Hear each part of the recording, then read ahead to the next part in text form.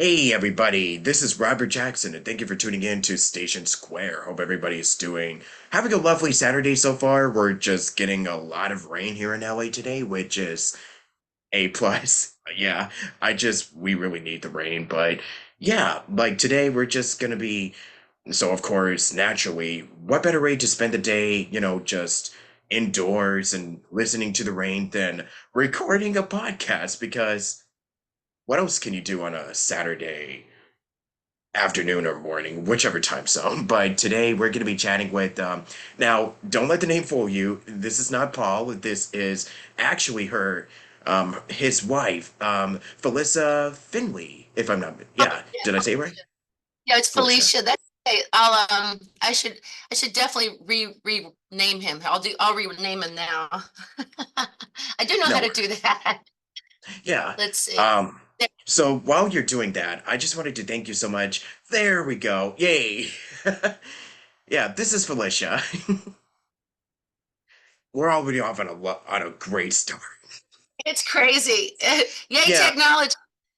yeah, we were literally just before we even started recording, we were just kind of having some tech issues, which is the best way to start a podcast. But I just want to thank you so much for, being here today and just, chatting about whatever comes to mind. This is going to be like a spontaneous, off the cuff, no script, because, yeah, I'm all about that.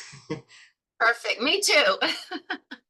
So yeah, with all of that out of these lovely intros out of the way, I guess we could just get right down to business. Like, I know that this year's kind of been, I mean, you're already on Broadway, you're doing shows and doing a lot of this stuff. So, would you like to share with us a little bit about what you've been up to so far since we're in March already? Wow, I can't believe Um, we're 2 months already. So yeah, yeah, here we go. 2024. Yeah. So earlier this year already, in January, I was at Green Room 42 and I did my first one woman show, which was wild. I've never done that before. And we started scripting it and putting it together last year. And we had our first show October 7th. And then we did it at Green Room 42 for 2 days, January 12th and 13th during a nor'easter. And yeah, it's called and Felicia and well, Fee and Patsy, and it has to do with me and Patsy Cline and how Patsy Cline has influenced my life since I was a baby. I grew up in the hills of North Carolina and also Louisiana in the swamps. So I'm very, very Southern. And her influence on me uh, just is every day.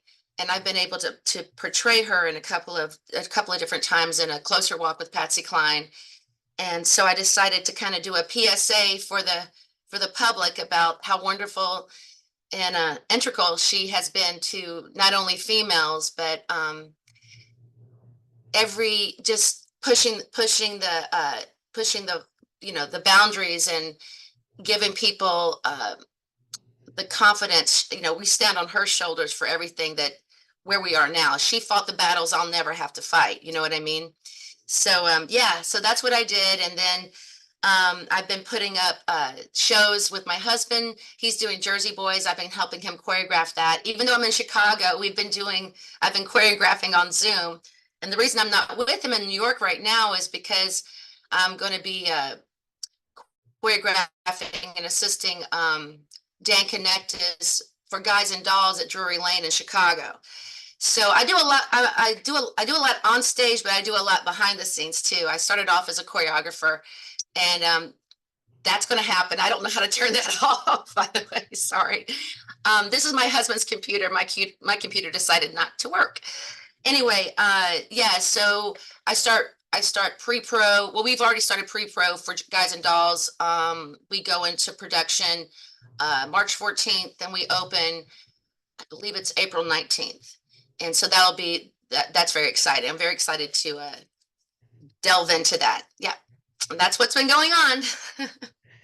Yeah, that is really awesome. You know, you're just staying productive and being active and just really making the magic happen. You know what I mean? Yeah, yeah, yeah. I love being behind the scenes. I started behind the scenes. I started off as a ballerina, and by the time I was 16, they said it's not going to happen because I was 6'2" on point. That's a little tall. So, because I kept growing and kept growing. So I always say by the time I was 16, I was a failed ballerina, but I had all this information in me. And then I started very young performing. My first professional job was 17. And then by the time I was 21, I was on Broadway. And my first show was Smokey Joe's Cafe. And I had the great honor of covering Delee, Patty, and Brenda. And so, yeah, and I went in and out of Smokies for about 7 years, depend because I was a cover, so I went in and out and did other shows, and I come back. But yeah, that was my first go at Broadway. I was 21. Wow. Yeah, So if and it yeah, just so kept going. yeah, if we were to go back just a little bit, so going back to your childhood, was this always something you wanted to do at a young age, or was there something else that kind of, kind No, of, I actually grew up as a farmer. Can you believe that? I grew up on 250 acres of farmland and in North Carolina in the Appalachian Mountains. And I it wasn't, I grew up in, around gospel music, and it just wasn't ever on my radar because I was up in the hills, and my dad got transferred to New Orleans. We kept the farm, but he got transferred to run the ports of New Orleans and Biloxi.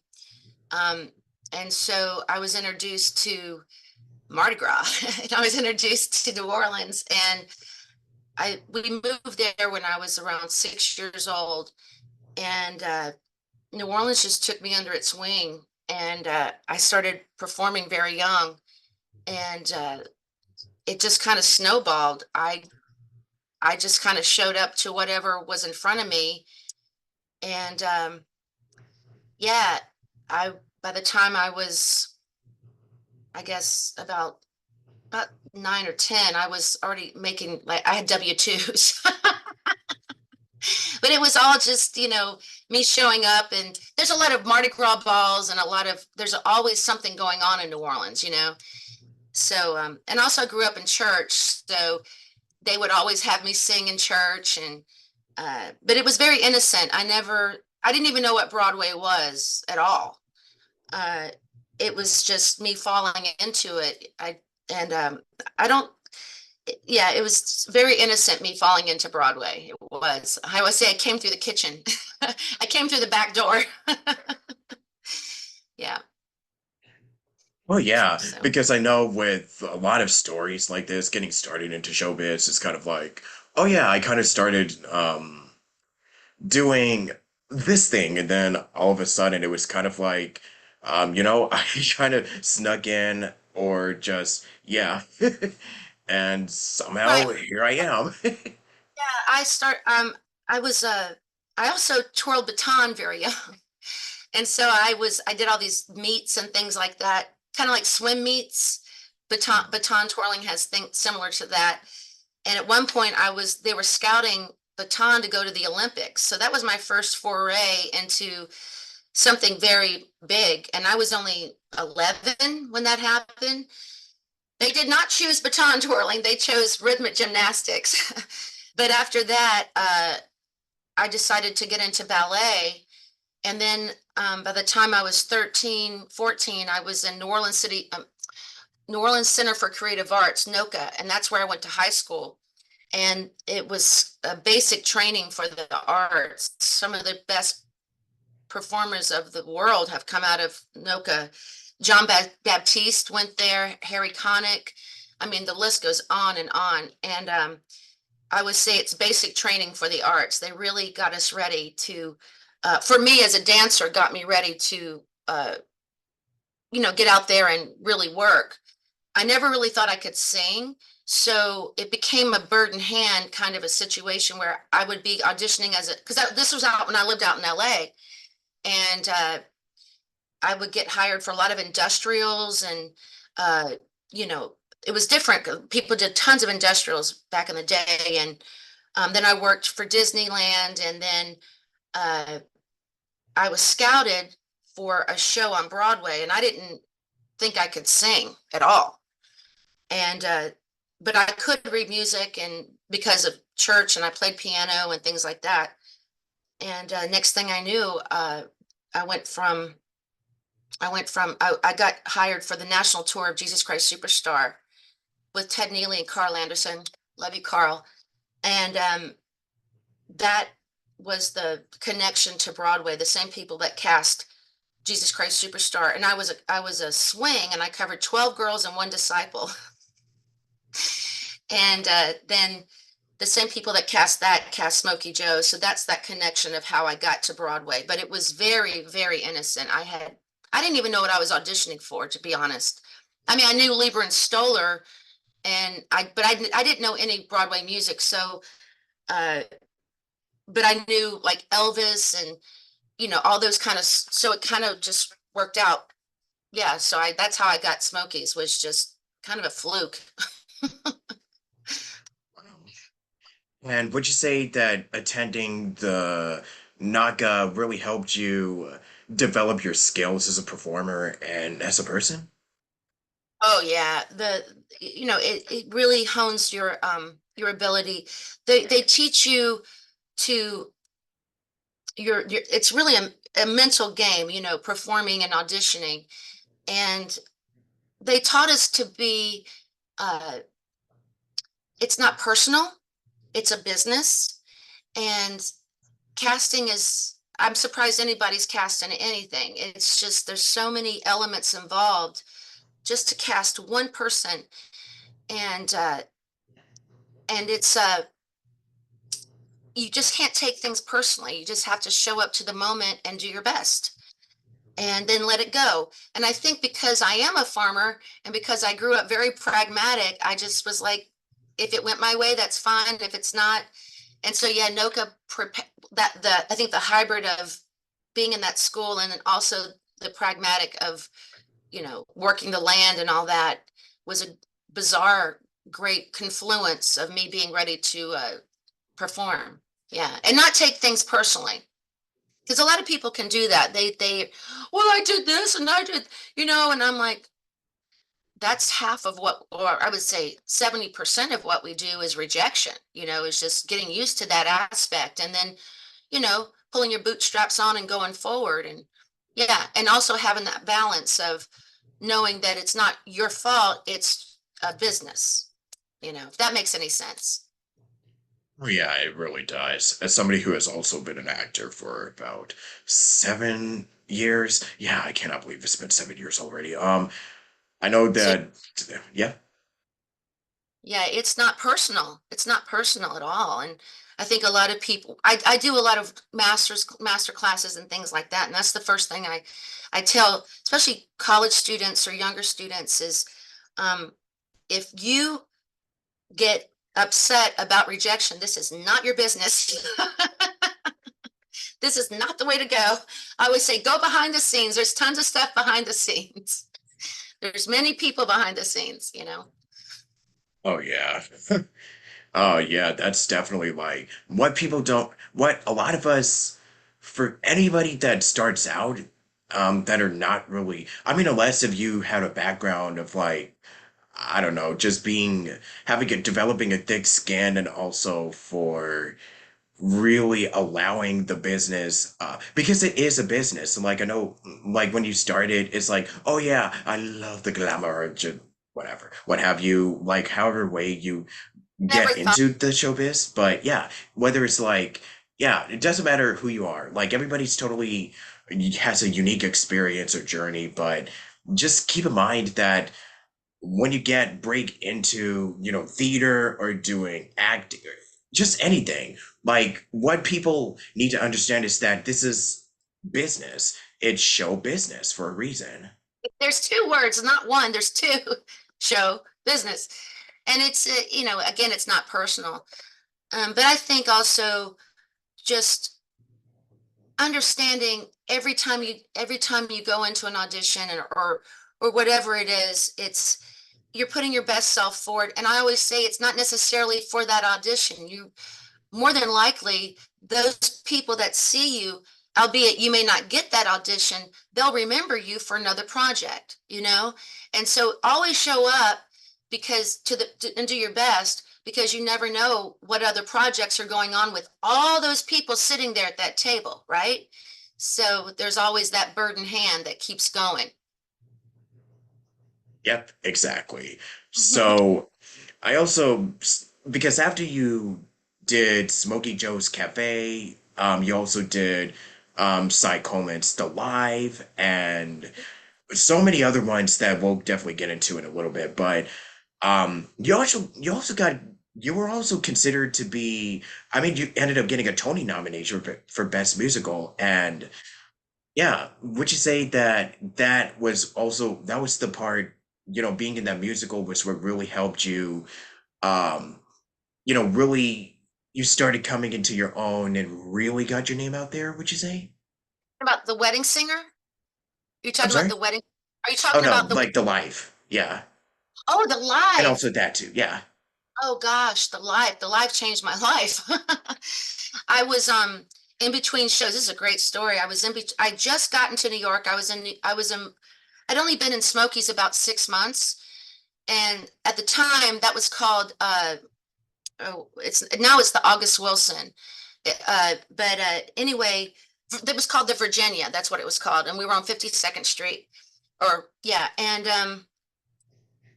in between shows on a Wednesday, I get a phone call at intermission. Back then, they called you.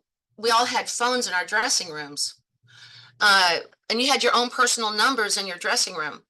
But this was stage management called me downstairs, and I thought I was in trouble for something because if you know me, I got a hair on me. If you know me, I tend to do a lot of shenanigans. So I was like, what did I do? And so I love to make people laugh, so and I love crew. I love the crew. So I thought someone was just messing with me. So it was an intermission, and I get a phone call to come downtown immediately. I wasn't on stage that day. Uh, that was a Wednesday, so I got lucky. I wasn't on stage that day. So um, they wanted me to go downtown and audition for Cy Coleman for a new show called The Life. I had no idea what I was auditioning for. And back then, the best casting team, Johnson and Liff, and they were just phenomenal casting team. And I showed up. I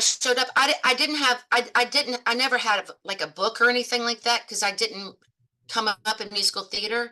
So I said, well, I don't have any music. And they said, just show up. And I was like, okay. And I was the last audition on the last day. And I got hired on the spot. And the next thing I knew, I took a leave of absence from Smokies. They allowed me to do that. And then I had the great honor of originating the life. And I got to know David Newman, who wrote Superman, and of course, Cy Coleman, Michael Blakemore, who just recently passed on, who was one of the best. He won a Tony for the original Noises Off. And then uh, Ira Gassman, who was just a prolific writer. And I also got the great honor during that time to work with Gwen Verdon and the great Cheetah Rivera. God rest both of their souls. And I think, a lot of times I think about that because I didn't go to college. I did for like 6 months, but it wasn't my thing. And so I don't really count that as anything. Uh, I had to get out there and work. And I think about that a lot because I would have never known those legends had I had spent 4 years in college. My college was learning from the greats. if you can believe that. And it's still such an honor. And I carry their knowledge and their passion every day with me. And I try to bring that to everything I do. So yes, absolutely. And thank you for bringing that up. The life was, it was a game changer for me, for sure. Absolutely. Thank you. And it definitely I changed didn't know your. I was going to, No, sorry, continue. I didn't know I was going to be a hooker. I was a happy hooker. Yeah, so I guess you could say the life And I definitely got, changed your life. yeah, I got, Chuck Cooper, Lilius White, all these wonderful people that they're just so, so fabulous and very dear to me. So yeah, was a wonderful experience. And then it just kind of snowballed from there. It kind of just, and then what happened was I got a show called The Wild Party at Manhattan Theater Club that Andrew Lippa wrote. And then from there, this was off Broadway. And then I got Bubbly Girl, Bubbly Black Girl Sheds Her Chameleon Skin. Kirsten Childs wrote that, and LaChance starred in it. And this company or the Forbidden Broadway, actually, the company, the world of Forbidden Broadway saw me in that show, and then I ended up doing Forbidden Broadway, and then from there I got Aida, and it was just crazy, just boop, boop, boop, boop, boop. So the rest of it just kind of definitely snowballed from there. Yeah, it just I remember at one point, I mean, I also I also covered a lot, so I loved cover. I always wanted to just be a swing and a cover. I really, really have because I'm a dancer, and I have a propensity in my brain for swinging and for covering, and not everybody enjoys it. I love it. I love swinging, and so I was very happy being third from the left, and just that was fine with me. Uh, but what would happen is when I would respectfully go on for people, the creatives would come see me, and then next thing I knew, I had an audition for something else, and then it kind of happened as I went on, as I would go on stage, to cover. And yeah, but I never planned on that. I'm always say I'm facility. How can I help? Yeah. So after you've really established yourself, we can talk about the Tony Award nominated The Wedding Singer. Yeah, the Yeah, the wedding whole singer. experience. Yeah. Well, I started Matt Sklar, just a wonderful composer, a dear, just love him so much. And the youngest, I think still to this day, he holds the youngest MD, musical director for a Broadway show. I believe he was 18 when he was the conductor, I should say conductor of Les Mis. So he was in the trenches very, very young at a very high, velocity, very young. And he wrote this song from out of the blue, and he calls me and he says, "Can you meet me at Pearl, which is a rehearsal space? Do you have any time to meet me? I have a song I wrote, and I have you in mind for it." And this is the first song he wrote for The Wedding Singer, the very first song. And so I met him downtown, and we were in this rehearsal space, and you hear him go, "This is 5 years before The Wedding Singer went up." And you hear do do do do do do do do, to my dearest Ravi, I think we need some space. Please forgive my timing. Dot dot dot. Smiley face. And I fell on the floor. I literally fell on the floor. I said, not dot dot dot smiley face. And it just got funnier and funnier. And I said, I'm in. And if you know The Wedding Singer, Linda is a hilarious role. She's always trying to figure out, the 80s, and trying to, she leaves. Have you ever seen The Wedding Singer, the movie? Uh, I'm pretty sure my family has at some point. Yeah. I'm kind of familiar with some of the characters. Yeah. And it's one of the first it was one of the first musicals that was based on a movie, but it was not a jukebox musical. It was all original music. And that's very important for people to know because a lot of times people now take a movie and they'll throw, which is fine, they'll throw you know, pop music that's current. But that's not what The Wedding Singer was. Everything was original. And yes, and it was quite a ride and quite an honor. And how wonderful. Sometimes I'll be in auditions behind the scenes and I'll be at a table and sure enough, they'll be singing Linda. And I get a lot of high schools and colleges and just theaters asking me to, you know, can you send a shout out? I'm like, you got it. Congratulations. And yeah, it's very exciting to see. It really is amazing to be able to create an iconic character like that that really resonates with so many genres of people and every age from babies to 99 or 120 whatever. Yeah, it's great. I'm grateful I got to create a wonderful character like that. She was a lot of fun. Down to everything, her hair, I got to create everything. Her look was it was so collaborative and so much fun to create. And she was based on Tawny Katan from White Snake. If anybody knows who Tawny Katan is, that's who she's based on. And so she was in the White Snake videos, and she would do like back walkovers and splits on cars for no reason. So that's how we based it on her. Yeah. And you also want praise for countless amount of musicals. Like if I were to list off everything that you've done, oh my gosh, we would probably it would just take like 2 hours just talking about everything that you've done. I'm just saying this right now. Thank you. Um, but specifically, like you were on Broadway, Space Odyssey, and a bunch of this other, and so many others. Like literally, your credits is just immaculate. But also specifically wanted to talk to you about being featured working with Spike Lee on a couple of his movies. Spike Like Lee, yeah. 25th, he got Game, Son of. So how's it like getting to collaborate with him and just Oh, being such in the movies, being in the big pictures, so to yeah. speak? It's So he saw me. He saw me in the life, and he scouted me when I was in that show, and I he was doing see that was 25th hour, I believe. Yeah. And anyway, I ended up doing a bunch of Spike Lee films and I got to work with Ed Norton. I mean, it's just Spike is, he's an artist first.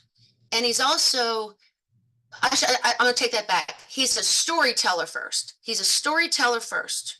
That's the first thing. Storyteller. Then the artistic aspect comes into, he shoots. Now, I'm not, this was when you know, but he shoots with 5 cameras at the same time. So, and uh, just being able to see all those angles and knowing that it's every part of you is being filmed. It's not here. So he has so much to glean from when it goes to, when it goes to looking at the dailies or whatever you want to call it. And he's very funny, but you definitely feel that you're a part of something profound, prolific. It's beyond an honor. So yes, he taught me a lot. Philip Seymour Hoffman, I got to work with too, and he was just, oh, what a gift of a person. Just so effusive, and he was funny. He also, that's another thing. Spike will let not everybody, but the actors he trusts, he'll let them ad lib. And that's really cool to see to see that magic. You know what I mean? To see them kind of go off script a little bit and find something a little more, um, just something a little more that has that you wouldn't necessarily see that they thought about after they were in the moment. I always say that there's a big difference between theory and application. So you can talk about it all day, but until you get in the trenches, you don't know what's going to work, right? So there's that aspect of Spike. He definitely uses the application as a it might change, you know. So yeah, it was he's amazing. He's amazing. I mean, that's without a doubt. Yeah. I just also wanted to congratulate you on all the awards, um, which is also far too many to name, but I just wanted to get wish you congrats. And also, like, I'm just really honored. It must have been very, like, a huge honor getting to work with Spike and just doing all of these shows. And like, and even right now, you mentioned that you're choreographing, in Chicago. So I just gotta ask, like, how do you balance all of this out? Like, I know work-life balance, but it's kind of like a topic that's kind of like, oh, so I'm just kind of curious about like, getting to do all of this stuff and, Well, everything that is else a that good you're doing. question. Yeah. It's a good question. I, I, first of all, I think I have a wonderful husband. Having a good behind the scenes family is everything. Having, I'm not saying, you know, a partner or friends and just having people that you can go back on and say, you're doing okay, take time to relax. Excuse me. And Self-care. I mean, self-care, and if you can believe it, because I'm a farmer, my husband and I ended up getting a house during the pandemic near, we kept our apartment in New York, but his family lives outside Chicago. And so we decided to get a backyard because I really missed when I'm in New York, I really missed having dirt to get in. So like this afternoon, I'm going to get out there. It's not raining here in Chicago. It's actually almost, I think it's like almost 70 degrees. Weird. So I'm going to get out in the backyard and get all weedy, and my hands are going to be dirty, and that makes me happy. That's a good balance for me to watch plants grow. And I also have, I swear I have my own animal farm inside. I have 2 dogs and 2 cats, but it's a full-time gig on that. I've always had animals, always. And I do a lot with shelter animals, finding them homes. Uh, and I do a lot with Broadway Cares, Equity Fights AIDS. I've always done a lot with them. I think volunteering keeps you very um, grounded, and it keeps your priorities in check of what's really important, which is when we're on stage, we're telling a story. But when you get off of that stage, there's so much going on in the world, and there's kind of no excuse for people not finding something that they can help some way. Red Cross, um, anything that you can do to, like you said, find that balance. And I actually think volunteering for me, and then gardening, but really volunteering has been my go-to when it comes to that work-life balance. It brings me, it just, you can't put a price tag when it comes to helping people or animals. You just can't. It does something to the soul. So that's where I go. And I love to cook. I love to cook. Love, love, love, love, love to cook. Growing up in Louisiana, that's par for course. Gumbo, etouffee, whatever I can figure out. So, and I'll throw in, some fried okra. Nice. Yeah, but Yeah, so that's a really good question. How do you keep that balance? Yeah, I think and also not taking yourself seriously. Life's not about you. It's about everything but you. You know what I mean? Like you can contribute, but hopefully you'll be able to not get so insular. I think also with the pandemic, I think people, that was tough. You know, we all had to go inside and figure out. A lot of people, as I don't like this word, but a lot of people had to pivot, you know what I mean? And they had to go inward. And so that was, I think, a lot of people found that giving is, I find people are have been give of themselves more since the pandemic. I've noticed that. Yeah. And also spending time with family, of course. Oh yeah. Yeah. And we also have the wonderful opportunity now to do this. Like when I was coming up, the Jetsons, this was, you couldn't imagine talking to someone on a screen. When I was a kid, that was a cartoon. And here we are being able to talk. There's no excuse you can't talk to somebody. You can pick up a phone and go, "Hey, how you doing?" You know, I can see you. It's good to see you. So yeah, I agree with you on that. 100%. Yeah, for sure. Um, there's a couple of other questions that I do have, but we'll probably save that for part two. If y'all are enjoying this so far, um, like or subscribe, do that YouTube mumbo jumbo. But yeah, we'll resume with part two shortly after this. And until then, see you in the next part and have a lovely day, everybody.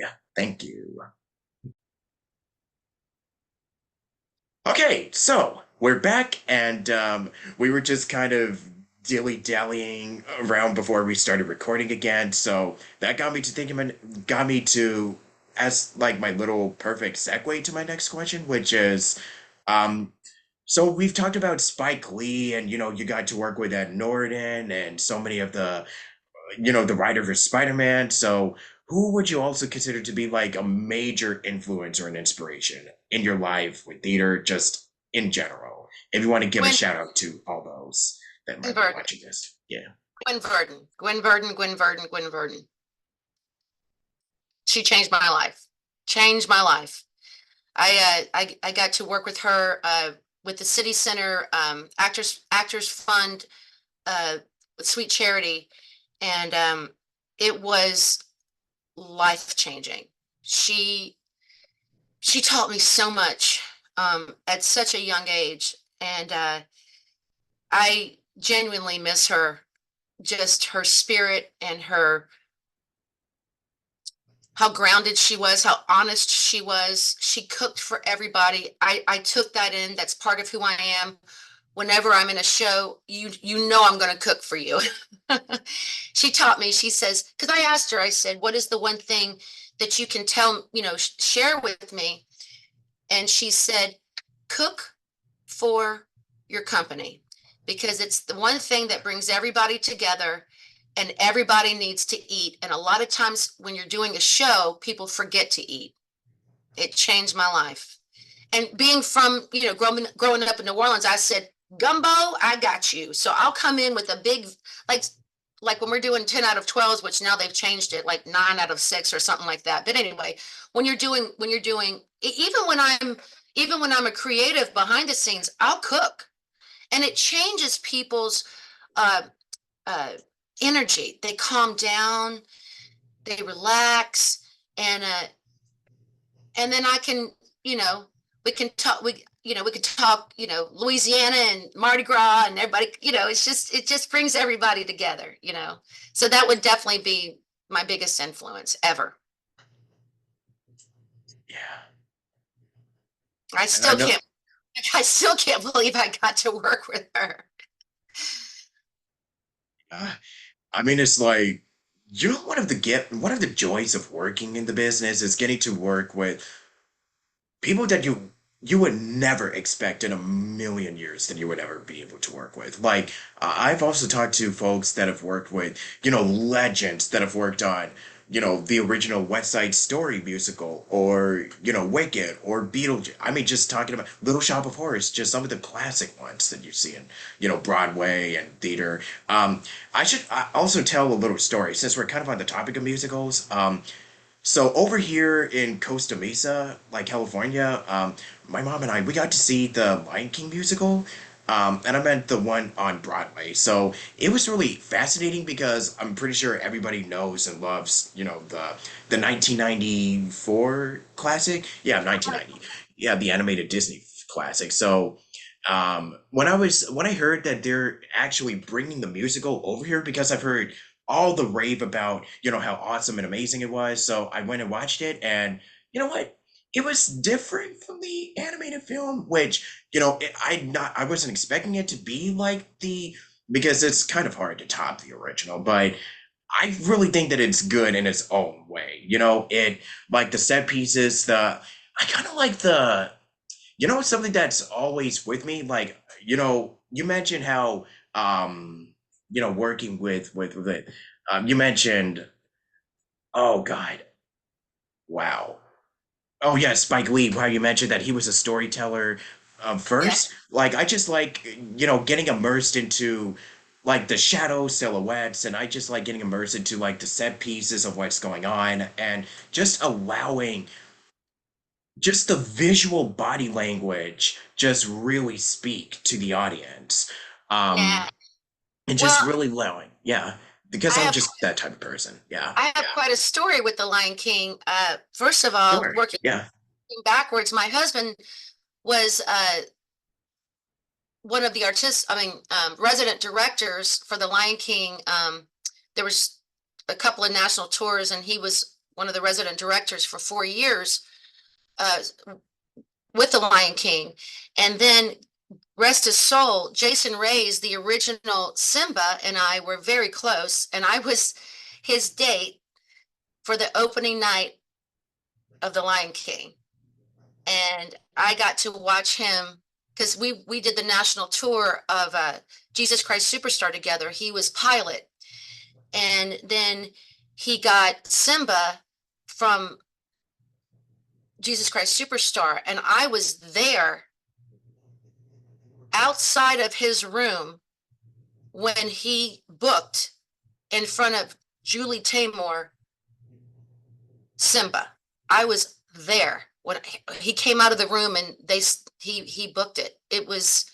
I still it was so exciting. And he kind of he was on the road doing The King and I, and he came up from I believe he was in Philly, and he was Simba.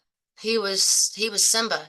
Now he passed very young. He passed at 27 years old, which is so sad, and it's still hard to grapple that he's not here.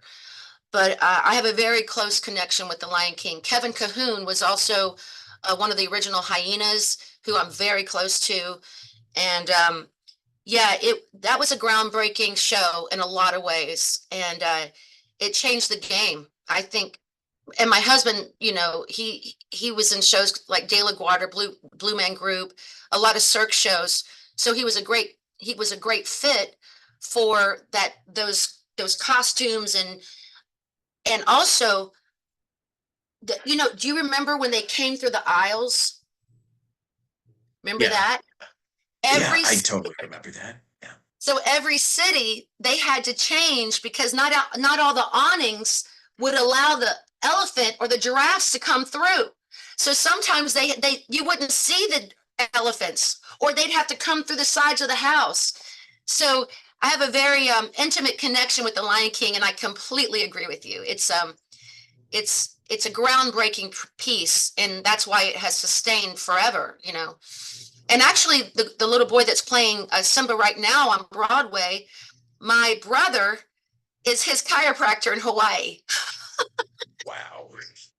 Yes, it's so strange. It's just a strange little. I have this crazy little Lion King world going on. Yeah, yeah. He's yeah. It's pretty exciting. But I'm so excited that you got you did. Was it in Costa Mesa? Do you remember what year it was? It actually just happened like last weekend. Like, it was literally here. It had all throughout February, actually. So mom and I, we got to see it on, like, but then I think they added another day. So we got to see it on one of the last days that it was here, like in Oh, California. And originally, like, I was seeing the previews and everything, and I was like, maybe I don't know. Hmm. Because I always was kind of curious about it, but it's always like with my life, I'm always the type of person that's just like, you know what, I want to do this, and then something will just come up at the last. So it just be really hectic. So it was actually my mom who came to me like, hey, you want to see this? And I was like, okay, yeah. I literally had nothing like last weekend. Like that was the only day where it was like, okay, wow, I actually don't have something on Saturday. Oh, What a good. wow, for a change. So, you know what? We were just like, you know what? Let's do it. So we Oh, went and it was so awesome. I'm Yeah. so happy you got to experience it because it is life changing. It is just it's so life changing. I'll never forget, I was one of the first audiences to ever, because it was opening night. And 1997, right? yeah, I was a baby. And, you know, so was we all of us, but Jason, he was we it was just so it was we didn't know what was going to happen. We knew it had puppets and all these, but to see those elephants, I just got goosebumps, and those giraffes, and I was like, everyone was just bawling their eyes out, like crying, going, "Oh no, we can't believe this is happening!" I was The just elephants. Yeah. profound, truly profound. But Yeah. yeah, yeah, and then my husband being able to be a part of that for 4 years was so cool to watch him, uh, direct all that and the different. Because I would visit him on the road. I was on the road and he was on the road. Or I'd be in the city, but I would always come out and visit him when I could, and it was just always a thrill to see, just to be a part of it. Truly magic. And that's what you want to do. You want to create magic. That's the objective. You want people, especially in the world that we live in, you want people to just get out of their brains for a half a second, and I mean that even if it is a half a second, and then they might ruminate, whatever. At least they got a little serotonin, just a little bit. Mhm. Oh yeah, yeah. Yeah, but yeah, after watching the show, I was like, okay, so it's definitely like it's doing its own thing. Like there's definitely, some scenes that weren't even present in the original, but you know what? For the musical that it was oh, and by the way, the theater that we went to, the place it was in, really clean, and it was a lot of people, man. Like, and the staff was very accommodating and welcoming. And even though we kind of sat like, I think we sort of sat like near the back, like seeing those elephants and all those set pieces, I was like, wow, I was just blown away, even from like a distance. Like, I can imagine how it was like, getting to be like front stage, front and center, No, just no, seeing no. all the sets and everything. Like, they were like, You want to okay, sit. I think they were, yeah. You want to sit where you were because it is a. It's such a grand show Yeah, that if no you're matter too, where you sit in. Yeah, but if you're too close, immersive. yeah, Yeah. if you're too close, you don't get the whole experience. Specifically when the antelopes are running, when the antelopes run Yeah. and all that, Uh-huh. Yeah. it's better to be back. It's better to be back. I always prefer when I'm watching a show, even if I'm taking notes or anything, if I'm in any situation, I prefer to sit in the middle of the mezzanine, up up in the middle, because you can see, and being on stage, hopefully there isn't a bad seat in the house. That's the hope, but No. when I was doing Mamma Mia, which was in the Winter Garden, and that was called it's called an envelope. Um, the house is very wide, and if you're sitting way over here or way over here, you don't get a good show. This is your whole show. you know. So I or this is like that's it.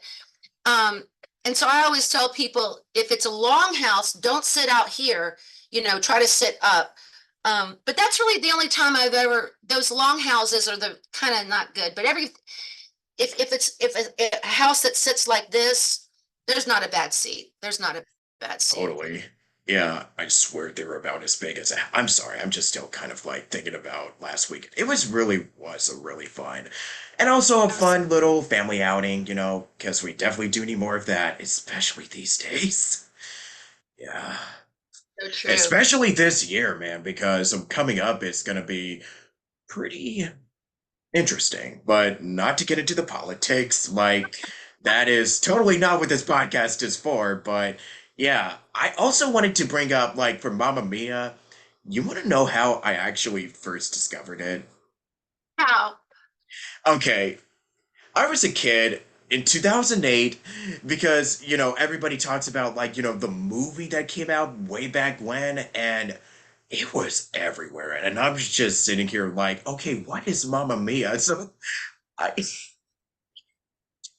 like the song that came like Mamma Mia, here we go again, my. So I was watching that and literally the entire like we were in school and literally the entire classroom was just like we just could not stop singing the lyrics for Yeah. like weeks on end. It was that popular, man. Like I also remember the time that Mamma Mia came out. Let me see, what other film came out? July 2000. I think that was also when the first like Iron Man came out, and we also got like man, there was a lot of movies that came out back in 2008. Yeah, I remember it was yeah, that was right when the Marvel cinematic thing was just started. It was just beginning, and we were just kind of like, man, Man, that summer was wild. Looking Yeah. back on it now, yeah, because I was a kid and we were just like everybody was talking about Mamma Mia for a while, and then years later, I discovered the musical, and I was like, oh, there's a musical on this, and then I also kind of enjoyed the musical too, and that kind of was also started my interest in watching musicals and being like a nerd, which is kind of what we were just. This is pretty much what this whole entire episode is. We're just being musical theater nerds and just this pretty much is one of the best type of entertainment. Like I have people on, we would just go off on just off topic on so many different stuff, kind of like what we're doing right now. So, it's just really fun. That just makes a really nice, engaging conversation. Absolutely, absolutely. Yeah, I got to do Mamma Mia.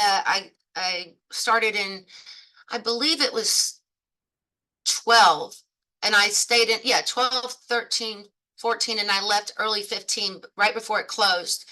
And so I played Tanya for 3 years, and it was so much fun. I still have so many wonderful friends from that show, and what a gift. I always say I got to I got to be in a bathing suit with my hand in a cookie jar every day.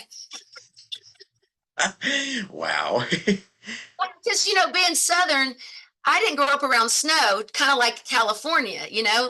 And so when you're in New York, it's there's winter and all this. And so it was a big adjustment for me to be in New York because I didn't grow up around winter.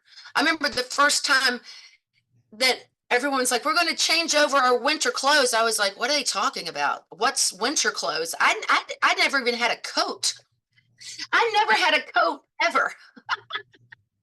I had like I had like a little windbreaker because Louisiana, and it's hot. It's. Always hot. So yeah, it was a lot of fun to uh to do that show. It was a dream, actually, really fun. Yeah.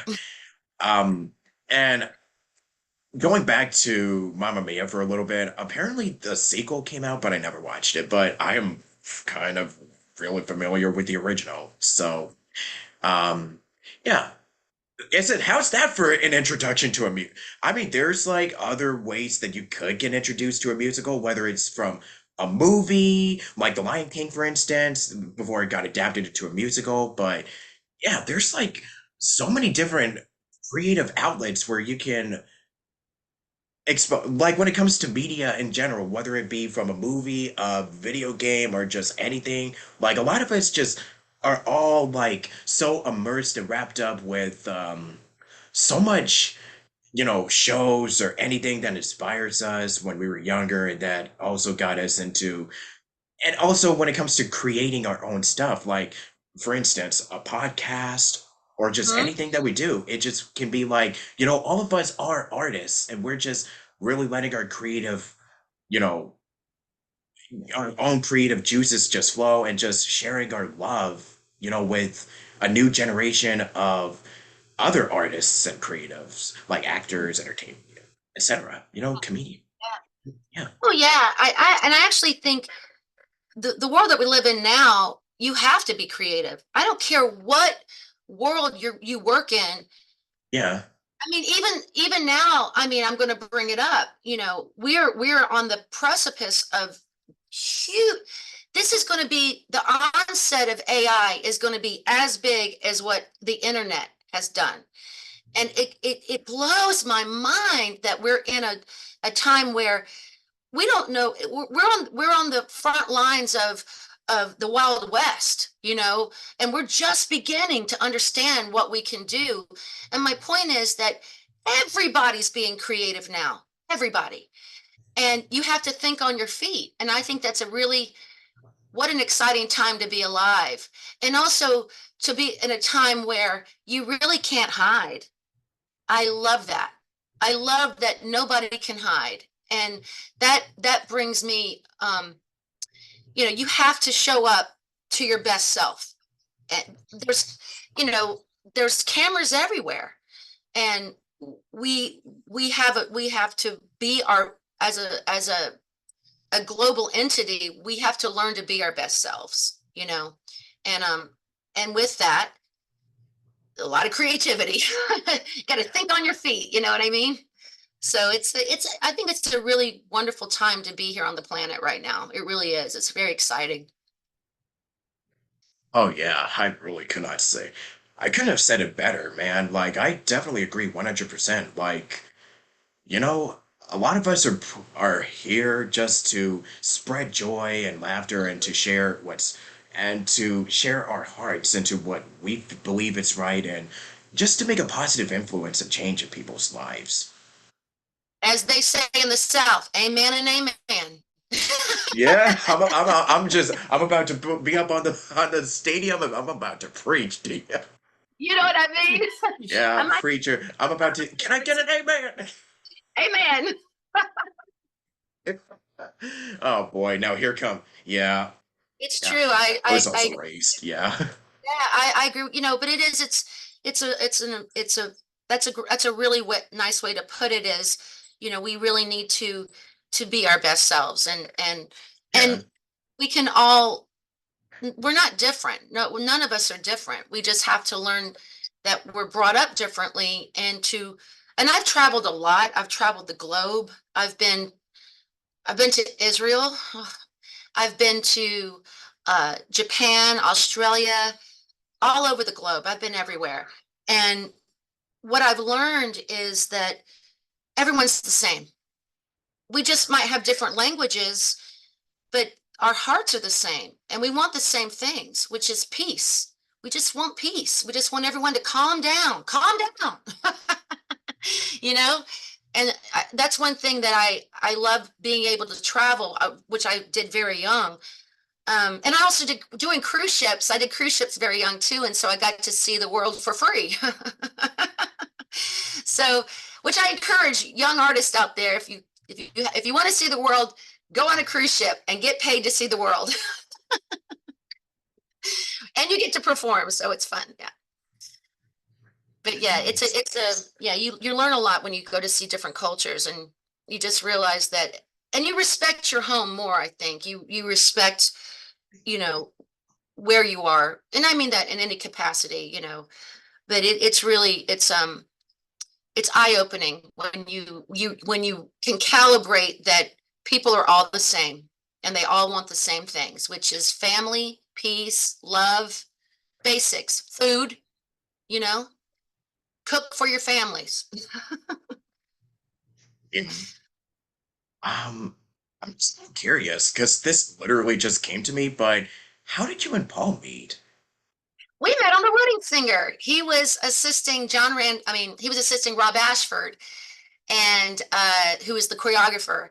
And Paul was hired through SDC, which is the directors union, and he was so that's how Rob found him. And so Paul is also a choreographer. He's a prolific tapper. He was one of the first blue men, if you can believe that. He was a blue man, And he was in a show called De La Guardia, which was unbelievable. If you ever have a chance to look at that, it was a phenomenal show.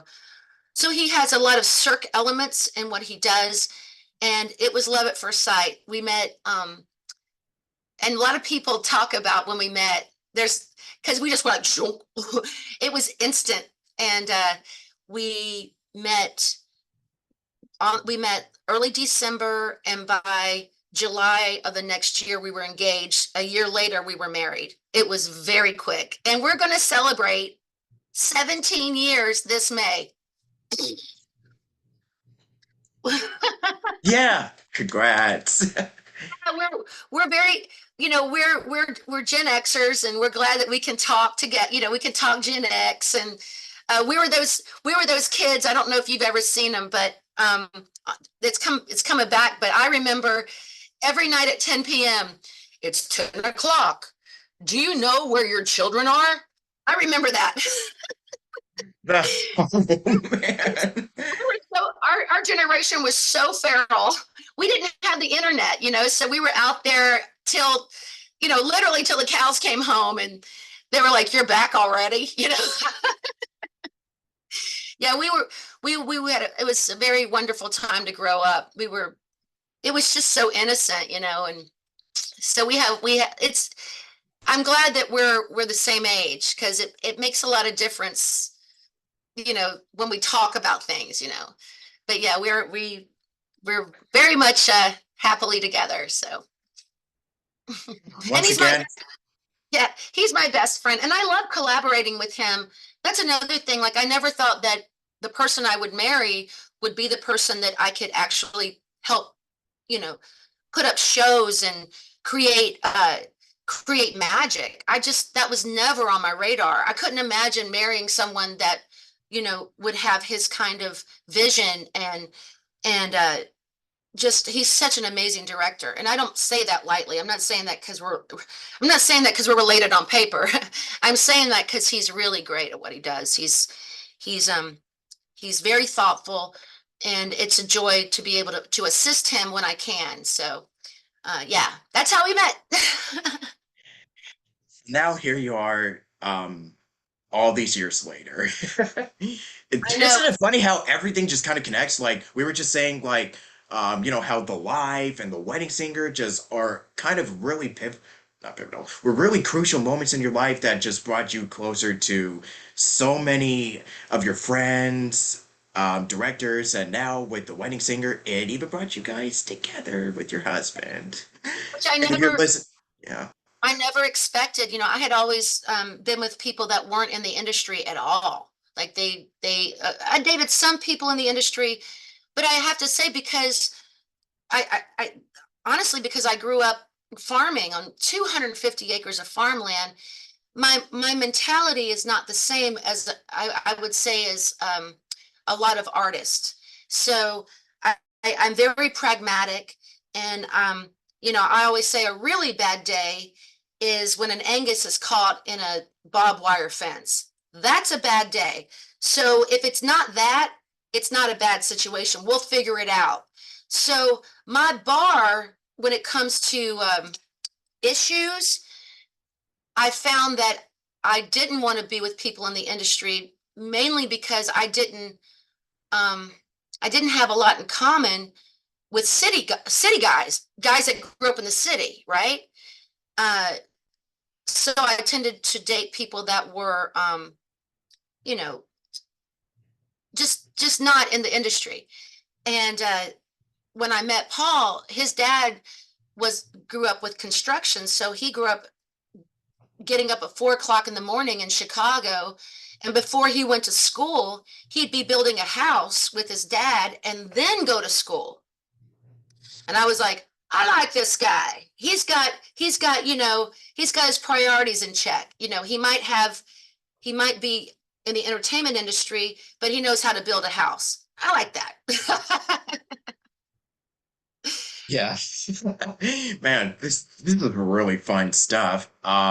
So for me, I mainly work in voiceover and I mean I'm still acting. But for voiceover it's kind of like one of those things where it's like, you kind of really start connecting with a lot of folks that are in the business and whether it's and they know relationships with, theater performers, actors, and the whole point of this podcast is really just me like getting to know these people more, yeah, and knowing them more and knowing what is it that they did, like what was the process of getting there and getting to work with so many amazing actors and it's this really connection that is like, everybody just wants each other to win and succeed in this really grueling business, so it's nice that all of it really comes together. Well, that's I always recently, true. yeah, That's not always true. And that's something I really, first of all, I want to say that you have a gorgeous voice. You thanks. really, it's really gorgeous. That was the first thing when you started talking. I was like, whoa, I hope he's doing voiceovers. And I'm glad to hear that you are, because you have a Yeah. stunning, it has a nice, beautiful, tone to it. It's gorgeous. Uh, but that said, you know, not everybody is a cheerleader. And that's Yeah, gobsmacking. I should probably preface that right now. I just not saying that Well, everybody, yeah. but I'm just glad you brought it up. that's rare, and that's rare. And when that does happen, take note, because I agree with you. There is room for everyone in this industry. That's how big this industry is. And I mean, you can grow old into this industry. There, there's so many facets to what we do. And that's part of the reason why I vacillate between on stage and off stage, because you're not always going to be on stage and you're not always going to be in a Broadway show. So find things like you said, what keeps me balanced in the first version that we talked, the one before. And I agree with you. I think finding different ways to be in the industry and find success is not always on stage. And don't get fixated. I try to tell people, don't get fixated on one thing. There's so many avenues and there's plenty of room for everybody. And I really like the idea that you're saying that people are cheerleaders. And when you do find that tribe of people that are your cheerleaders, do not let them go. Hold on to them, because there are a lot of people that will try to undermine your success. And it's just, you can't look at that as a deterrent, or because that's their own journey. And I don't have time to ruminate on negativity, right? I also love birds. I know that sounds weird, but I love birds. I also grew up procuring honey. So I love doing the like outdoorsy things and finding a balance with people, not necessarily even in the industry, uh, but just having a tribe that is your cheerleader. I really like that you said that. I really like that. It's a dead on. Yeah. And on the topic of voiceover, do you know any voiceover artists? I mean, people who are also stage actors that also have done voiceover? I think that comes. I think that's no pun intended, a bird in hand. I think. I think it comes in when you're, especially when you're doing shows in New York City. A lot of times when you're opening a Broadway show or you're doing press for a show, you may have to do a voiceover, or you may have to record something for the Today Show or whatever it is. So you learn because of being around just the idea of having to record it. A lot of people do voiceovers, and it's a great way to supplement income, a wonderful way. And it's hard. It's really hard, because you have every little word. I've taken tons of classes on it, and when I do get to do a voiceover, I think I'm the most nervous doing voiceovers than anything else because it's so intimate and you can't believe one little inflection can change the whole trajectory of what you're trying to communicate. And it's only your voice. That's it. So yeah, Yeah, I do know a lot of people that and very successful at it too. Very successful. yeah. Yeah, I've had people on that are like that mainly do anime dubs. I'm talking like people from like, My they my do. best my best friend in the world is one of the biggest anime artists in the world. Yeah, Allison Keith. She's been doing anime for 25 years. Do you know Allison Keith? I know. Was she on? I was about to say Neon Genesis Evangelion. I was just about to bring that up too. Oh my God, Allison. Best Yeah. friend in the whole, she's my best friend in the whole world. And uh, she's been doing it for 25 years. And I didn't know what she was doing back in the day. I had no idea. I didn't even know what anime was. But yeah, she's been doing she does it like she'll do it like in her closet. I don't know if you can see, but this is my closet behind all these, posters and everything. Actually, let me. That's where you Yeah, record. yeah, that's where I record, and it's kind of dark. I don't know what to say. Yeah, there it is. There we go. So much better. Wow. Okay. That's where the magic happens. Yeah, she Yeah. has when she travels, because she does travel a lot, and they'll throw something at her and she has to do it on the fly. And yeah, she's learned to adapt a lot like that. So yeah, that's so funny you brought up anime. That's so cool. I love that. I can't wait to let her know. Oh my gosh, yeah. Like I was literally thinking about voiceover and just thinking about, Neon because I've had on, Tiffany Grant, Spike Spencer, like a lot of people that have mainly been in the business for over 25 years and they're still doing it. And they're Yeah, yeah. still working in the industry, just Oh, making magic happen and just having fun while doing it. I think that's the most yeah. important thing too that I wanted to leave closest out with is having fun, doing what it is that you're doing. Doesn't matter what you do, but having that inner child in you, it really does go a long way. I'm noticing. Well, It really, really, really does. the Yeah. beautiful aspect. I really like that you said that because I think that there is the people that really, I think, resonate with audiences and find that they um, may find they keep sustaining in the industry. They do have a childlike approach, which is, I think, everything. And they're not jaded. They don't have an agenda, and it is about making people happy. And I really, really respect that you said that. That is very, very on point. Very on point. And that'll take you a long way. Totally. Um, so I may have to cap this off, close this in the next part because I was not expect. This is what always happens. We just talk, and then all of a sudden it's like, oh my gosh, wow, time just flies so Time's up. fast when you're just having fun. But yeah, we'll just conclude this for real in part three, and I'll see you all in a bit. And if you liked it Cheers. so far, like I said, thumbs up, whatever. But I'll see you all in the next part. Take care. Yeah. Welcome back once again. Um, let's see here. I guess we could just talk about, I think we've sort of discussed like a little bit of what you've been up to these days, but to talk about some of your recent shows, like I know you just did, if I'm not mistaken, name some of the projects that you've been working on, which I know you kind of already did a little bit in the beginning, but what are some of the recent shows that you are having a lot of fun doing so far? That, with your recent work and what have you. Stuff. I've been developing a lot of different shows behind the scenes. Uh, I think one of my favorite things I've done of recent, which was part of the pandemic, and then it's gone come to here, is a show called Electric Island that Rochelle Rack wrote.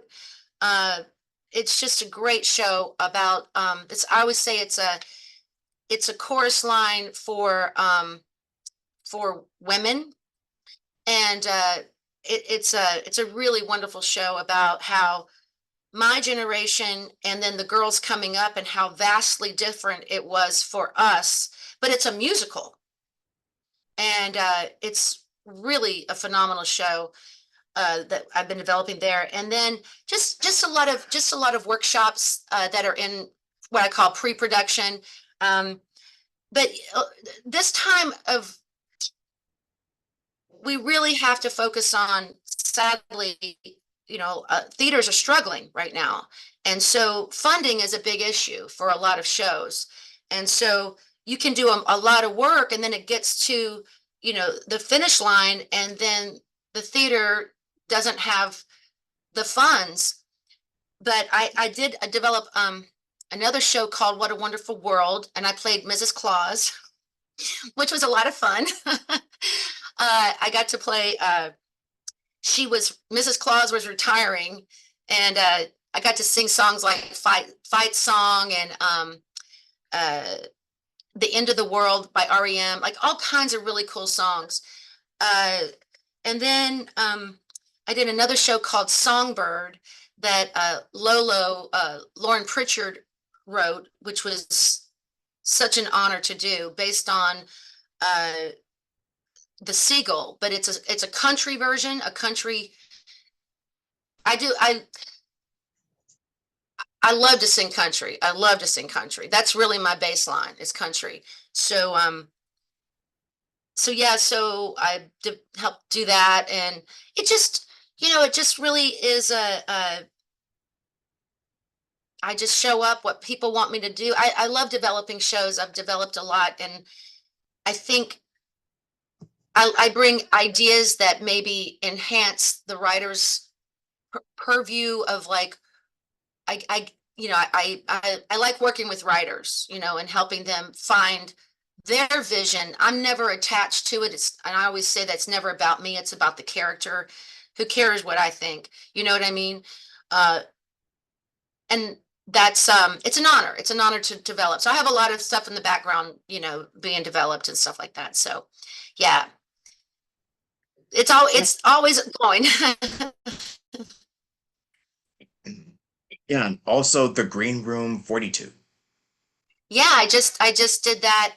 It looks like I'm gonna go back to Green Room the last weekend of April, and also the Ingeman Theater.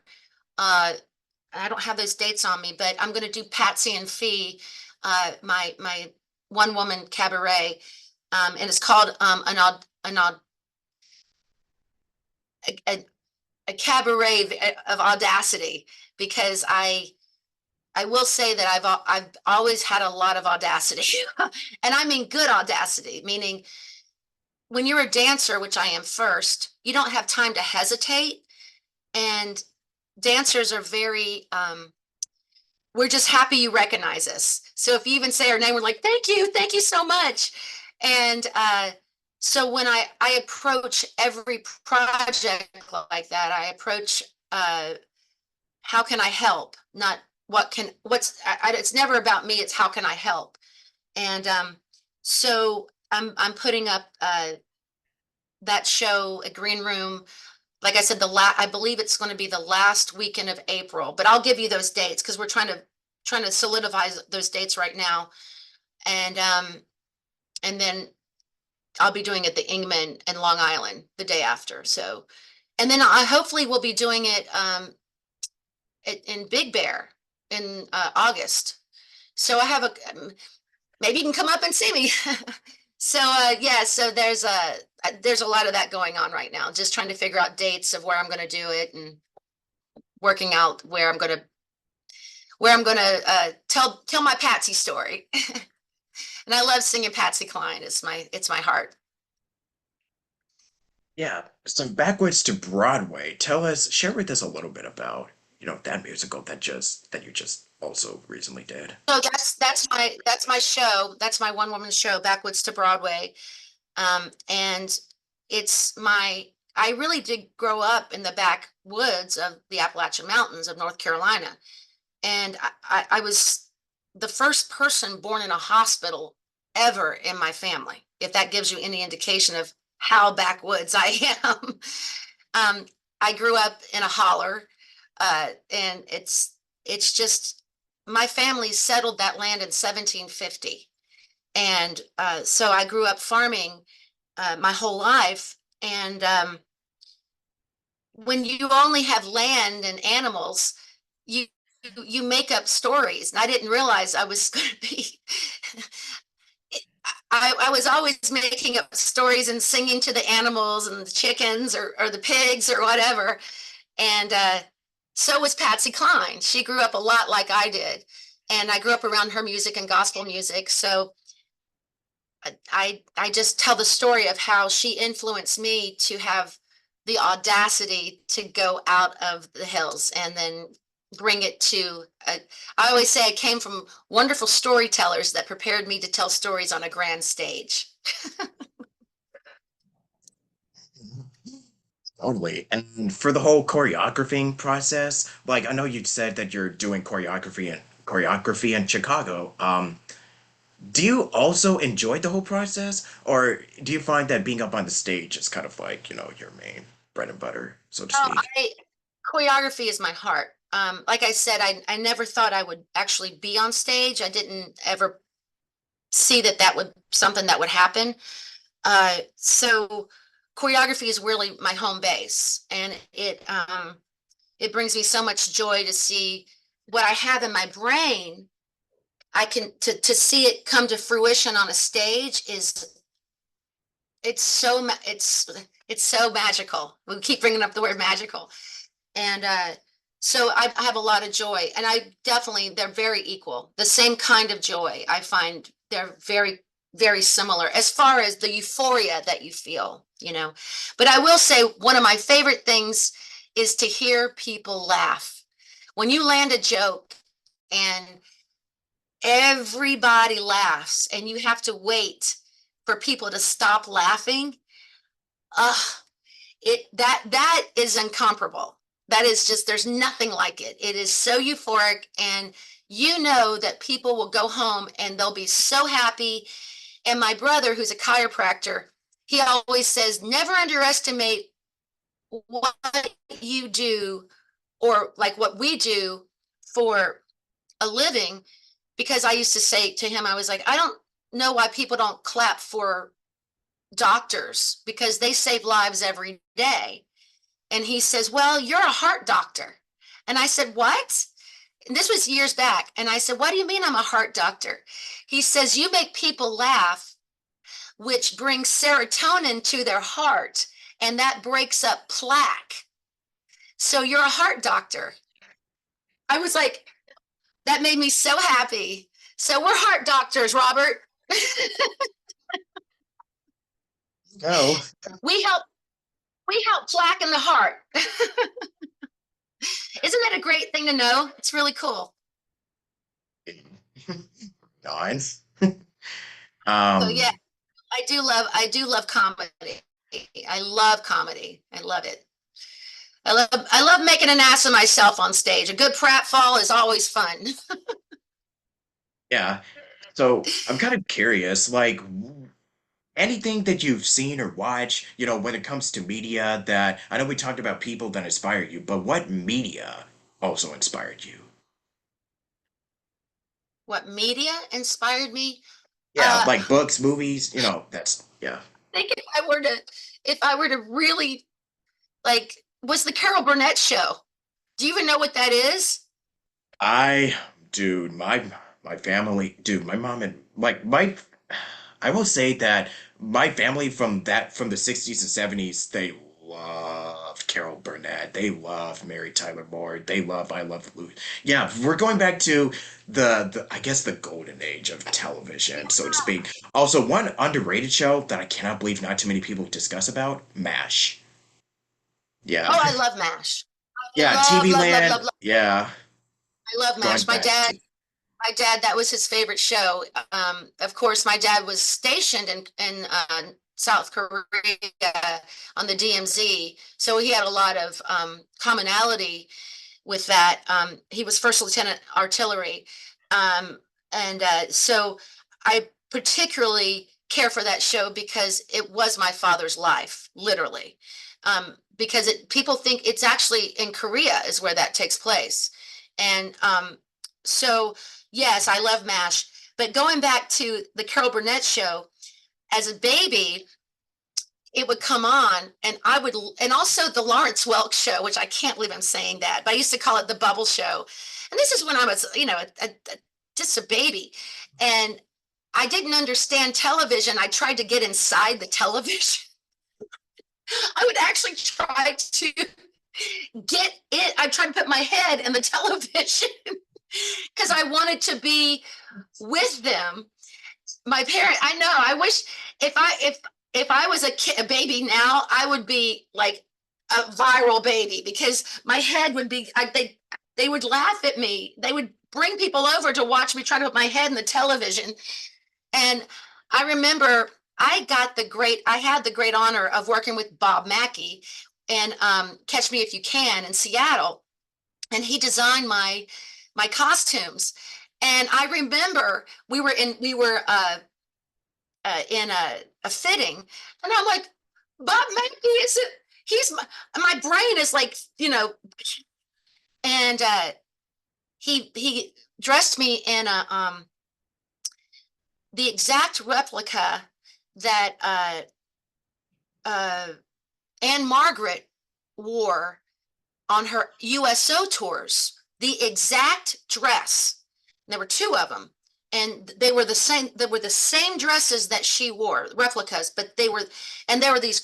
There was this long, uh, like bead that went down the middle of my back, and it was backless, but this long bead. And sorry, and I had what I got so excited, I started twirling it. He goes, "Don't you ever twirl that." Now he's a nice man. Don't get me wrong. He goes, "Just let it swing, baby. Let it swing." And I got to, and I love that. He taught me like, don't touch the merchandise. Let it do its thing. It's intentional. And my point is, when we were in that fitting, and we had so much fun. Oh my gosh, he's such a national treasure. I mean, a national treasure. Are you in a Zoom? And Sorry for the interruption, but continue. okay, that's okay. So he was the designer for the Carol Burnett show. And I asked him, I said, how did you figure out to put, the Gone with the Wind, the famous where she has the actual window dressing coming down the stairs? It's, if you've never seen it, take a chance and find it. It's brilliant. And it changed my life as a baby. I changed my life. It's the funniest thing I ever saw in my life. And he said they were in, it was a Friday before they did the filming. They had a round table, and it was her idea. They were doing Gone with the Wind, and it was her idea to put on like the window, like the curtains, and it was his idea to keep the rods in. So it's just genius. So yeah, I love the Carol Burnett show. That was just, I just love watching that. Tim Conway, I mean, the list goes on. They were just phenomenal. Just phenomenal. Mrs. Higgins, I've used her many times in auditions and based many characters on her. So yeah, I would have to say that for sure. That was, I'm so grateful I got to watch that and the Muppet Show. Oh, the Muppet Show. Come on. Come My on, first Muppets. Yay. my first obsession as a kid, dude. Muppet, Sesame Street, Jim Henson. That was my world, man. Yeah, Oh it's my I God. mean, the Muppet Show. It was just so great. And so yeah, those were very, very inspirational for my brain. So that's why I enjoy pratfalls. I love comedy. I really do. I love comedy. Yeah. Oh boy, man. And talking about like, Tim Conway and then Muppets, it was kind of like you're literally talking to some of my earliest like comedic influences on television. Like I knew Tim before because he was on Carol Burnett, but he was also on I mean, it's another childhood classic, SpongeBob, as, Barnacle Boy. Or maybe, yeah, he also did voiceover too. So circling back to VO, it just, like I said, kind of comes to get, it kind of all brings Yeah. everything together. So, Yeah. Let me see. And also, the story about how you wanted to go inside the television, was it kind of like, okay, if you ever watched The Ring or Poltergeist, whatever, and then you go through the TV set, it's kind of like, I'm here in your living room. They're Yeah. doing that whole bit. Yeah. Yeah. I just didn't, this is when I was a baby, like 8 months to like a year old. And they said that I would literally put my head in, I would try to get in the television. I just think that's hilarious. And they would like invite people over to watch me do it. I said, okay, that's very Gen X.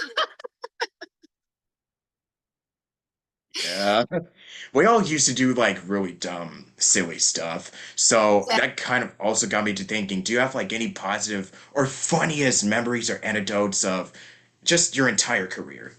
Anything that comes to mind? Any anecdotes? I think one of my, this is a funny moment, and this is one of my, I have to laugh. This is one of my favorite moments on stage ever. And, it's live. When you're doing 8 shows a week, you don't get to rewind. You're in the grind, and, everyone's sitting, it's live. It's not like film. You don't get to do it over and over again. It's one time and that's it. And, this is when I was doing Mamma Mia, and, they had to, no, this was Aida. Forgive me. This was not Mamma Mia. This was Aida. I was playing Amneris, and I come out of this, I come out like coming out of a bath. And I'm supposed to say, it's such hard work maintaining, there, it's such hard work maintaining perfection, but worth the effort, don't you think? And then all of her, people are like, oh, you're so pretty. And then I get over, they help me over this pool, and then I'm supposed to step on a stool, right? And it's really high, and one of the actors has to set the stool down, right? Well, he was new. It was his first time on stage, and he was very nervous. And he set the stool in one of the automated, you know, it's like where there's a hole in the where they automate, where everything goes back and forth.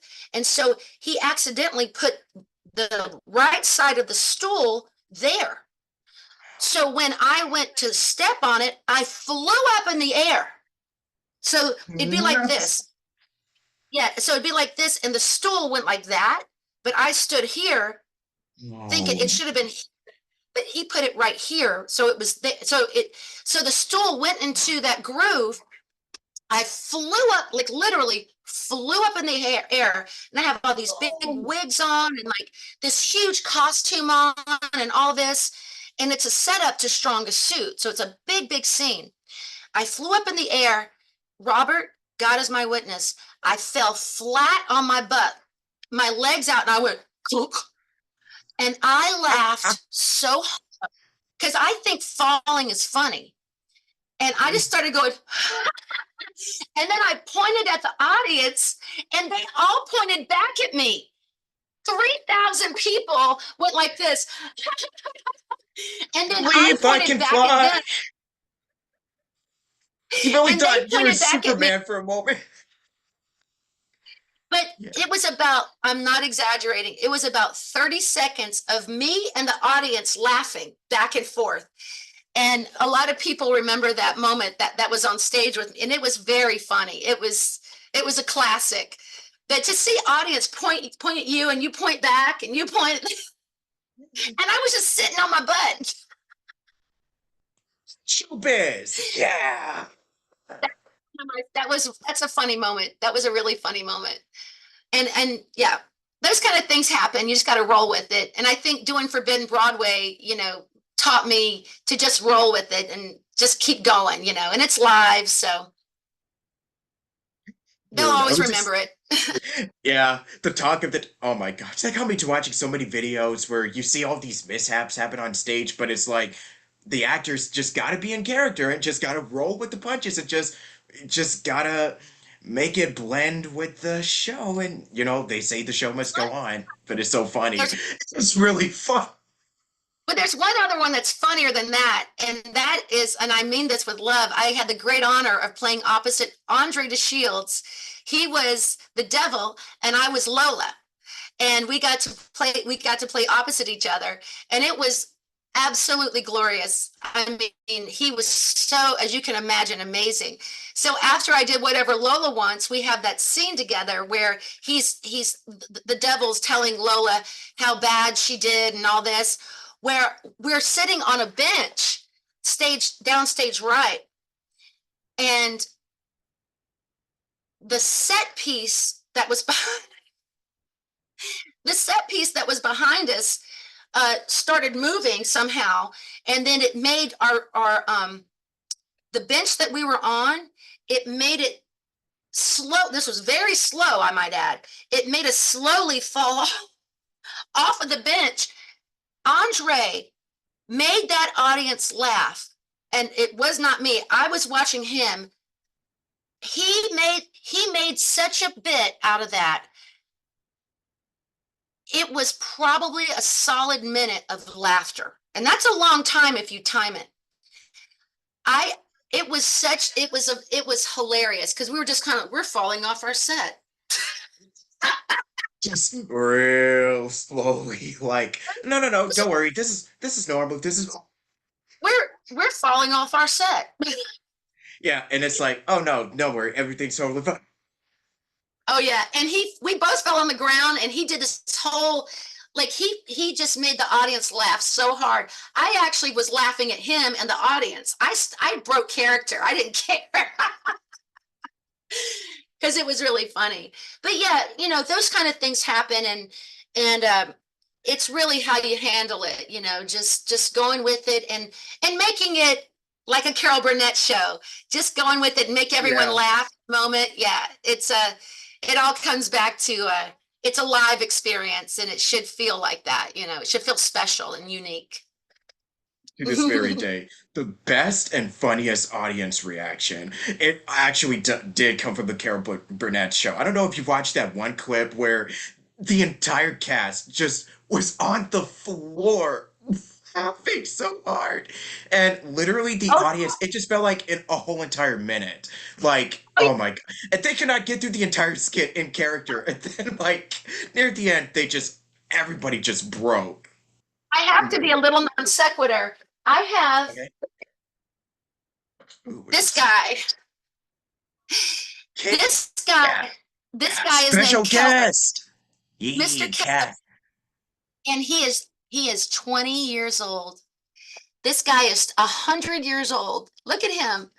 And I rescued him in North Carolina, uh, 20 years ago. He's deaf. He's very deaf. He was born deaf. But this guy is a century years old in human years, and he's 20 years old this year. And he's over here yelling at me. He's like, murder, murder. So I just wanted to hold him because he's confused why I can't pet him. So Mr. Keller, there he is. Isn't that cool? Yeah. Oh my Yeah, gosh. I can't believe he's 20.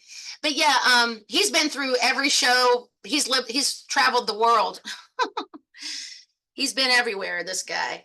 But yeah, doing live, I love live. It's such a gift um to share something like that, with an audience and create memories for a lifetime. People never forget it.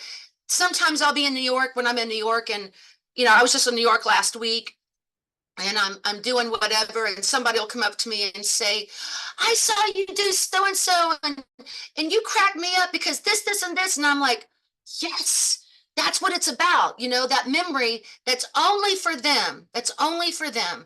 And that's why I think live theater is so important, because you do get that human connection. And in the world we live in, especially after coming out of the pandemic, I think it's so crucial that we do connect as a collective. You know what I mean?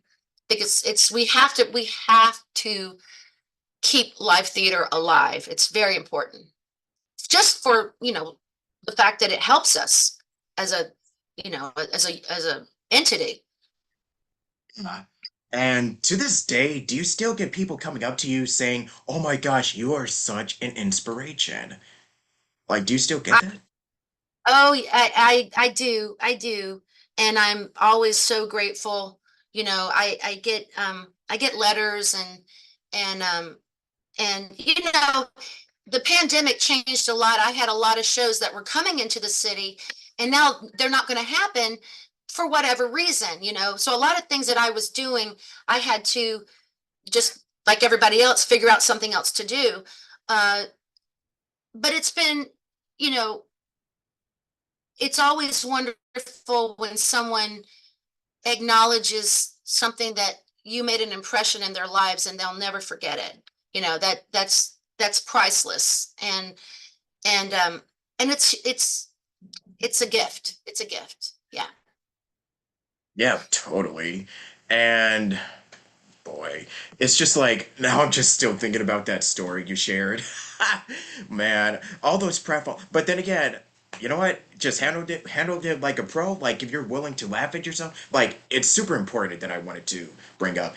If you have the willingness to laugh at yourself with your own dumb, jokes or shenanigans, like, you know what? The audience is gonna who cares? Just like as long as you're having fun, then the audience is gonna tell. And it's reflecting in the audience. So yeah, I'll, if you're having fun, it's gonna show. I'll It tell you shows another. that you're having fun. I'll tell you another Go funny ahead. one with Aida. Yes. I don't know if you know the show or not, but she walks in on Radamés and Aida together, and she's engaged to Radamés, and she overhears them kissing, and like she walks. They don't know that Amneris has seen them together. So the character Amneris walks in, and so the audience sees that she finds out that they're together, even though she's engaged to Radamés. It's pretty devastating. I'll never forget it. And forgive me, I'm going to curse, but it's not too bad of a word. But I'm also, as I say, reading a prompter. I didn't do it. An audience member did it. So it was a Saturday matinee. I'll never forget it. And I was getting ready to sing "I Know the Truth," which is an 11 o'clock number. It's heartbreaking. It's a ballad, and it's heartbreaking. So it's not fun. It's like horrible. And so I walk off. I mean, I come on stage, right, and the audience, every time they would go, oh, you could audible. I always expected the audience to gasp because it's bad. And so I hear, and then I hear a man go, "Oh shit."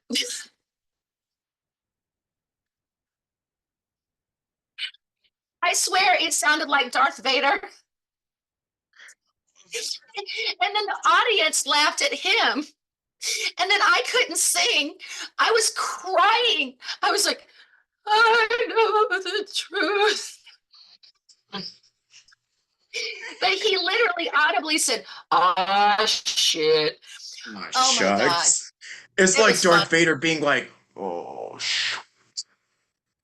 And we had a talk back after the show that day, and he was in the audience. And I said to him, I said, "Thank you for that." I said, it shows that it's live and we can hear you just as much as you can hear us. You know what I mean? Like, we don't not hear you. We hear you." yeah." Oh my man. I just wanted to show you real quick, just to show how much of a nerd I really am. Like literally so many posters, and there's still more in the back.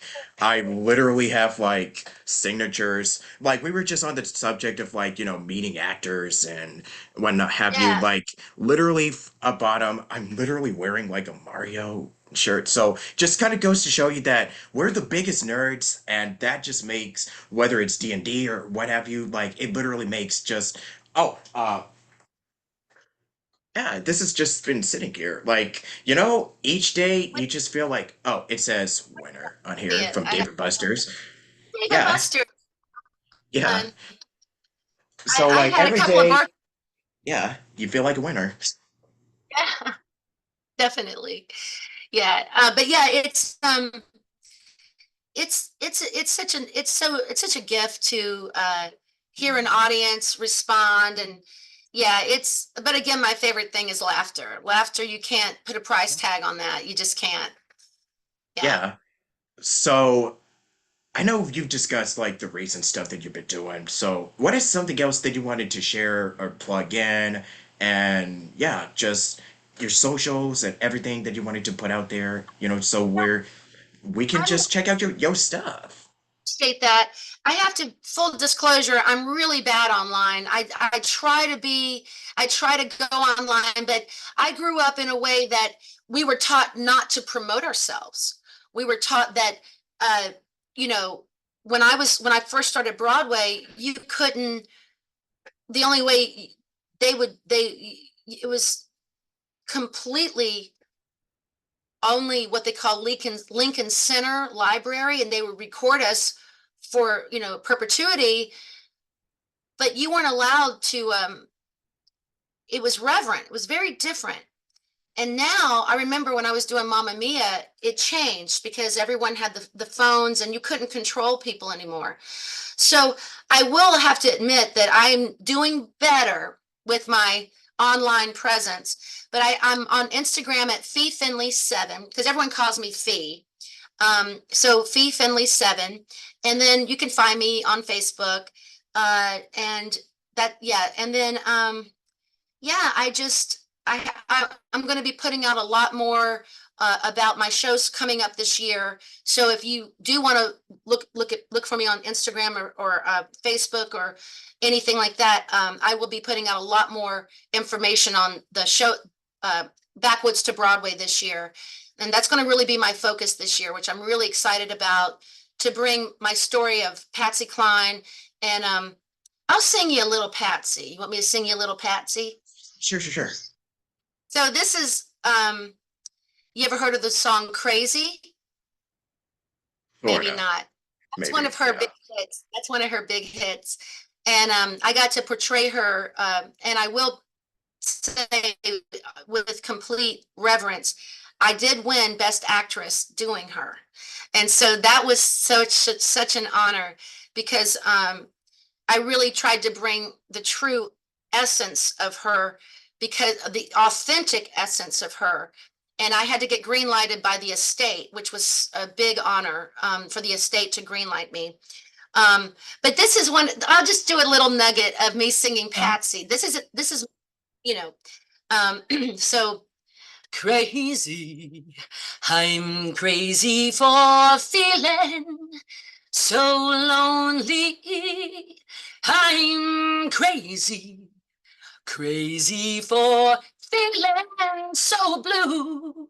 That's enough. But Bravo. that's and that's my countryside. And then I got a rock side. I like to sing rock and roll. I'm actually in a band too. My husband and I are in a band together called 86 Rich. So that's a lot of fun. I love playing out with the band, and this is here locally in Chicago. We do that. We just had a gig last weekend. So I sing everything from Fleetwood Mac to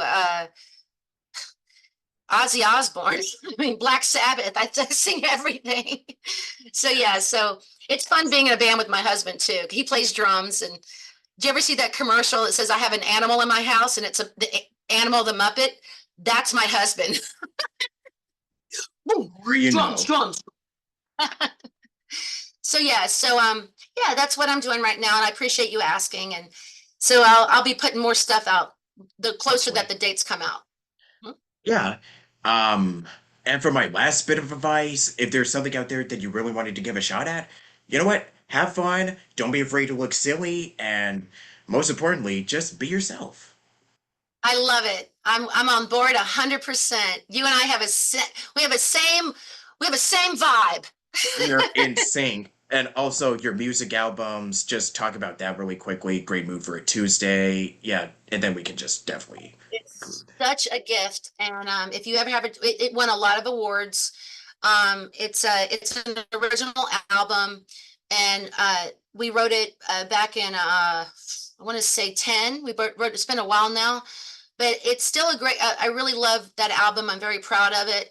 It's on iTunes. You can get it anywhere, and yeah, it was critically, regaled on so many. it's also a rock album and it has a little country in it, but it's all original music. Everything's original. So yeah, you can check that out on iTunes and Spotify, all kinds of places. Perfect. And I think that just about does it. Thank you so much, Felicia, for joining me for like over 2 hours, man. Going back to the longer interviews again. So I just appreciate y'all for sticking around this long, and there will be more episodes on the way. So stay tuned for more Station Square. I'm Robert Jackson, signing out. Good night, good day, goodbye. Na na na na na. Hey, goodbye. Okay, love y'all.